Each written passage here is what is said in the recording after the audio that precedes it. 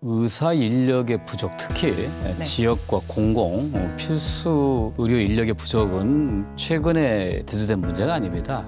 10여 년 전에 MB 정부나 박근혜 정부 때도 이 문제를 해결하기 위한 여러 시도가 있었습니다. 번번이 막혀왔던 것이죠. 그리고 2018년 문재인 정부가 출범하고 난 다음에 이 문제를 해결하기 위해서 공공의대 법안을 당론 발의하며 모든 의원들이 참여한 법안으로 발의한 것인데요. 당시 야당이었던 새누리당 복지위원들의 반대에 통과가 안 됩니다. 21대 국회가 열리고 난 다음에 저하고 또 이용호 의원이 남원 공공의대 설립 법안을 다시 내서 이번에는 반드시 통과시키겠다고 하는 의지를 가지고 2020년 8월 달에 당정청 회의를 통해서 남원의 공공의대 설립하는 것과 함께 의사 정원을 늘리는 계획을 동시 발표했습니다. 근데 의료계 반발, 또 전공의 파업에 부딪히면서 사실은 다시 또 좀 보류된 상태인데요. 왜 이렇게 이게 늦어지느냐? 이게 첫 번째는 의료계 반대가 있는 거고요.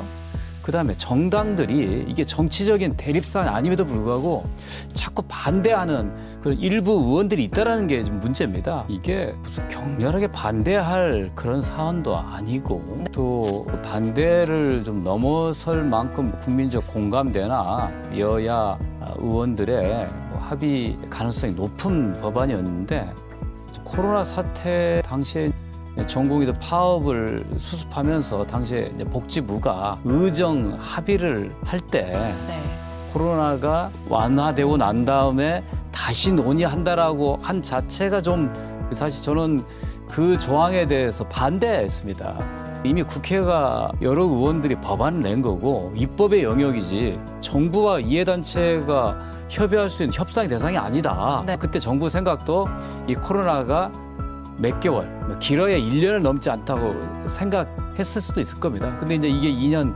3년 길어지면서 좀 늦어진 측면도 있고요.